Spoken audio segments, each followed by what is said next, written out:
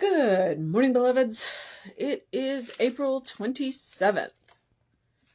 We are rapidly running through April. Not sure what's going on there. There's just a lot going on. Okay. It is April 27th. Our title is Staying Centered.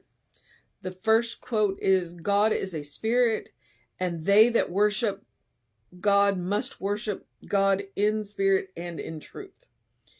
And then from the Science of Mind, an evolved soul is always a worshiper of God.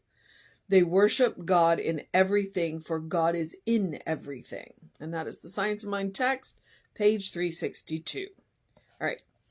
As we realize that the Spirit of God lives and moves through everything, we understand that all we see is cause for worship and praise.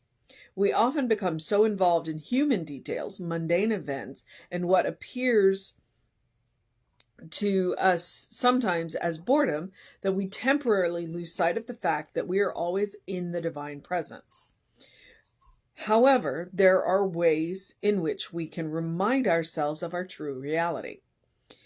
In her journal, The House by the Sea, American writer May Sarton says, "The key to being centered seems to be for me to do each thing with absolute concentration, to garden as though that were the essential, then to write in the same way, to meet my friends perfectly open to what they bring. When we live fully, giving our undivided attention to the moment, everything we do is an act of worship and appreciation. When we live in an awareness of worship, finding God's spirit of love all about us, we are constantly blessed and filled with that divine energy. We go about the business of living, staying centered in spirit and open to what each event brings. We are fully aware of the presence of God in each other, in nature, and in every situation. When we see our daily lives as part of life's unfoldment, every moment becomes a gift and an opportunity to be a co-creator with God. I know the Spirit of God is in everyone and everything. Today, I say perfectly centered, conscious of this wonderful indwelling presence, and I am thankful for the blessings in my life." And that is J.A., which is Jean Anderson. And there are many, many thoughts swirling through my head. One, what she's talking about is mindfulness, which probably wasn't a thing when this was written, much less when the book was published, or when the book was published, much less when this was possibly written.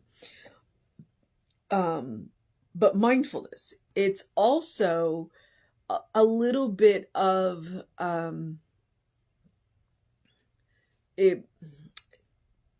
there's a Richard Rohr quote about, it's not that we need to bring God back into places. What we need to do is bring an awareness.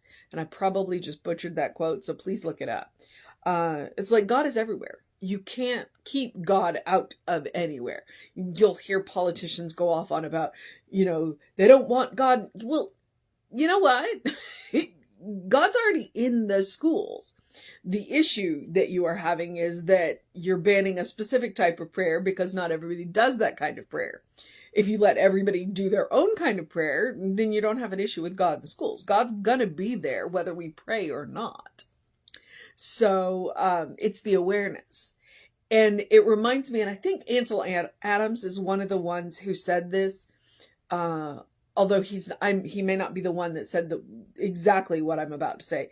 It's like the interesting thing about humanity is that we talk about God while destroying the very body of God when we are destroying nature. It's like we get so mired down in as she says, the mundane details, that we forget that the big picture is it's all God. So how do we stop that?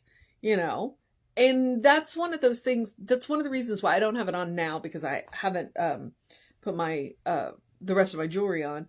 But that's one of the reasons why I wear the prayer beads around my wrist. When you see that, it's not so that I can stop, drop, and do a prayer round, although I can and have, but it's partly because if I start to wind myself up, it's a visible anchor. It's something that I look at and I go, oh, no, you know what?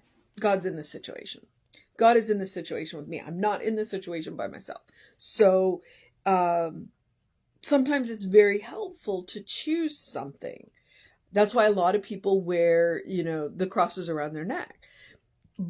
But then, has it just become something we do?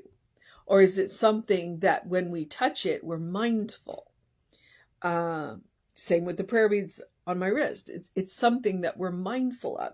It's a reminder so that we stay centered. Ideally, we wouldn't need anchors, but that's what they are. And so, if you want to stay centered, pick an anchor, and pick an anchor that is meaningful to you. Y'all frequently see me with a necklace around my neck, which again, I don't have right now. And it's a triqueta. It's 3 arches that make a particular knot. And that's what it stands for. It stands for 3. 3 what? Depends on the day. Sometimes it could be, if I was raised Catholic, which I was, the Father, Son, and Holy Ghost. It could be Mary, Joseph, and Jesus. It could be the maiden, the mother, and the crone. It could be what do they call it? It's like the boy, the warrior, and the elder. It could be Earth, Wind, and Fire. It just stands for 3. And so it can mean whatever you want. And sometimes, it's a nervous habit for me, or an anxious habit is what I should say, is like, I will play with it. And it's a 3D. So, it's something that can help me ground and center myself. So if you don't have something like that, because it reminds me of what it stands for to me. That's one of the reasons why people get tattoos, because it is a reminder to them of something. So if you want to stay centered, mindfulness is the way to do it. And another way to do it is to pick an anchor that will be a reminder to you. So when you start to get mired down in those human details, you have this anchor that can make you stop. Like I said, stop, drop, and roll is what it reminds me of. Stop, drop, and pray. So you drop into that grounded and centered state. Okay, so staying centered. And both of the quotes are just a reminder that God is all there is. That everything, when we look around, everything is made from God. And sometimes you stop and you look at things and you go, really? That's made from, yeah, really, that's made from God, because that's all there is. Quantum physics says there's 1 photon. That's it. And I'm just like, it's kind of mind-blowing to think about it, so I don't think about it too often, because I'm just like, all right, 1 photon. That's it. So God is a spirit, and they that worship the spirit must worship, or they that worship God must worship God in spirit and in truth. God is all there is. Okay. That's John 4:24. I may not have said that earlier. And again, with the Bible quotes, it's always helpful to go read them in context. And then in the Science of Mind text, an evolved soul is always a worshiper of God. They worship God in everything, for God is in everything. And that's what we teach in Science of Mind. It's all God. So that's from the Science of Mind text 362. Okay, so as we realize that the Spirit of God lives and moves through everything, we understand that all we see is cause for worship and praise, which is why I did that Ansel Adams quote. It's like, look around at the beauty of nature. Look around in the eyes of the people that you love, and you will see God looking back at you. That's all there is. And it's easy to do with beauty, and it's easy to do with people that we love. People that, get on our nerves, that's a little more challenging. But that's the challenge. And, when we're dealing with what we would call ugliness of the world, then we look around and we go, okay, well, God is here too. Now, if I know that, how would I choose to act? How would I choose to act? We often become so involved in human details, mundane events, and what appears to us sometimes as boredom, that we temporarily lose sight of the fact that we are always in the divine presence. Which goes back to, I believe it's, I don't think it's Nasruddin, but it was an imam. So it comes out of the Islam tradition, where the students were given chickens by their teacher and told to kill the chicken out of the sight of God. And one student came back with a living chicken under his arm, and the teacher was like, and he said, well, first I went here, and then I went here, and I went in the closet, and I went in the cave, and then I realized that there's nowhere that God isn't, so I can't kill the chicken out of sight of God. And the Imam went, and there you have learned the lesson. It also might have been a Buddhist story. Let's be honest. I do get my stories confused. So if you look it up, and actually I would bet it's probably in both traditions. There's nowhere the divine presence isn't. We are always in the divine presence. And if we were aware of that, would it change our behavior? And I kind of liken it to being watched by security cameras. I was a cashier supervisor at Target. We have security cameras where in the health food store that I work in now, and it's like, does it, I'm always being watched by the cameras. Does it change my behavior? No, it doesn't. Because I'm not doing anything that I want to hide from the cameras. So if you get if you see that parallel there. However, there are ways in which we can remind ourselves of our true reality, which is why I gave you the anchor. And I'm wearing neither of my anchors, so you know what I mean. So in her journal, The Home by the Sea, American writer May Sarton, and it's Sarton if you want to look it up, says, the key to being centered seems to be for me to do each thing with absolute concentration. And that's what we mean. That's what I mean by mindfulness. You are fully immersed in whatever activity it is that you are doing. You are fully present. You're not thinking about what you're going to do next. You're not worried about what you just did, because you can't change the past, and the future will deal with it when we get here. And that is anxiety and depression. The future is, that's a large part of it. Although it's also brain chemistry, so don't let me kid you. All right, so the key to being centered seems to be for me to do each thing with absolute concentration, mindfulness, presence. To garden as though that were essential, and then to write in the same way, to meet my friends perfectly open to what they bring, being present in the now. When we live fully, giving our undivided attention to the moment, everything we do is an act of worship and appreciation. When we are mindful, when we are present, everything is worship and appreciation. When we live in an awareness of worship, finding God's spirit of love all about us, we are constantly blessed and filled with that divine energy.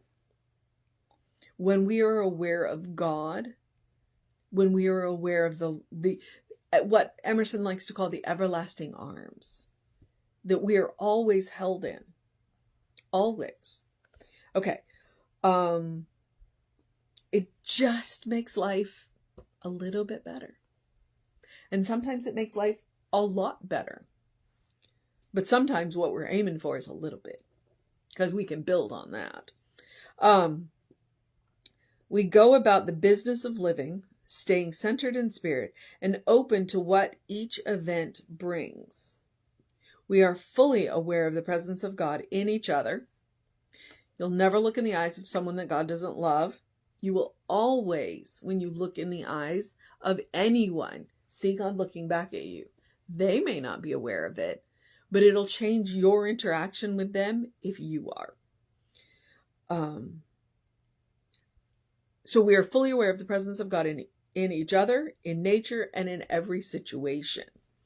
When we see our daily lives as part of life's unfoldment, every moment becomes a gift and an opportunity to be a co-creator with God. When we recognize that God is in the situation, and we recognize that we are part of God, that the power of God flows through us, it means that we have a part in being able to change the situation. Can we completely change the situation? Maybe. Maybe it's not ours to change. But simply being the presence of love in any situation can go a long way to making anything better. So, I know the Spirit of God is in everyone and everything. Today, I stay perfectly centered, conscious of this wonderful indwelling presence. And I am thankful for the blessings in my life. Okay, so that's Jean Anderson. So your mission today, should you choose to accept it, I'm going to take it from May Sarton, is to do each thing with absolute concentration, to practice mindfulness in whatever it is that we are doing today. Big, small, does not matter. Do it with all of you. And the amazing thing is when you do it with all of you, then you are doing it with all of God as well. So that is my suggestion today for the mission, should we choose to accept it. The other thing that I always suggest is to do something loving for yourself, do something kind for yourself, doing something compassionate for yourself. And mindfulness is when you put your attention fully into whatever it is that you are doing, you will also put your love, your kindness, and your compassion into it. Being mindful of yourself, being mindful of your needs, being mindful of your wants and desires. You know, sometimes people ask us to do things and we say no. We say no. And because it is loving, kind, and compassionate. And I don't necessarily mean they want us to do things for us. Like, I went to the gym today. He asked me to do something and I tried and I went, yep, nope, not today. That was a loving, kind, and compassionate thing for myself. And he says, okay, do this instead. So, you know, I was present in the moment. My body said no, and I responded to that. So practice love, kindness, and compassion on yourself.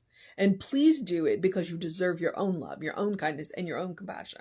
But also because I am encouraging you to create a habit. I'm encouraging you to create a first response so that no matter what happens, your first response can be loving, kind, and compassionate because you are staying centered, grounded in spirit, grounded in God. And you are willing and able to allow that love to flow through you because you know who you are. Because you practice love, because you practice kindness, because you practice compassion. And everybody deserves it. Everybody deserves it. And sometimes the most loving thing that we can do is to walk away. All right? So bear that in mind. It doesn't mean we have to stay in situations. Okay. And there. So please do something to engage your mind and your body. Please go get that early morning sun. The sunrise was pretty amazing this morning because we were in the car driving east, so we got to see it. That was pretty amazing this morning. Drink plenty of water, big believer in hydration, and open the windows of your soul. Allow the breath of heaven to remind you you do live in heaven right here, right now. And I always say the advice from Emma is to look for the good and praise it. But today, stay centered, stay mindful. Remember who you are. Remember that it is God all around us all the time. And that's what that breath of heaven is for. To remind us it's a state of mind. It's a state of consciousness. It's where we are all the time. It's about the awareness. So, and being centered, long way to showing that. All right. I'm going to encourage you to have a great day, a wondrous day, a fantastic day, an amazing day, a magical day, an enchanted day, a good day. And if that is too much pressure, simply have a day, because you are enough just as you are, always. You are a beloved child of God. And it is a beautiful state of grace that we live in. And the more centered we stay, the more we can remember that. So, if you need us, find us on the social medias. We are Creative Life Spiritual Center, Creative Life Spark. I am the running Rev Ryan. And there's lots of content out there, including I've committed to teaching a class on Tuesday nights starting in June, just so you know. It's a class they've retired, but since they didn't take it off the website, they gave me permission to teach it one more time, which is good because it's an older class. It was written by Raymond Charles Barker, and I think it'll be interesting. And it's just, it'll be good. It'll be good. So check if you want to know what's going on in the emails, email info@creativelife.org. That will get you on the constant contact, so you know what's going on even when I don't, because there's a fair amount coming up. My class is coming up. There are 3 book studies going on. I will be my ordination is coming up. We have a meeting about that tonight, so that's why it's on my mind. So that's what I know, and I know that you are loved, and so I'm going to move into the process of my day. Know that Reverend David will be on around 5 p.m. with you. I'll be back with you at 9 a.m. Take care of yourself. Know that you're loved. And practice your mindfulness. And pick your anchors. And pick your anchors wisely. All right? Get something that means something to you. Always. All right, beloveds. I will see you next time.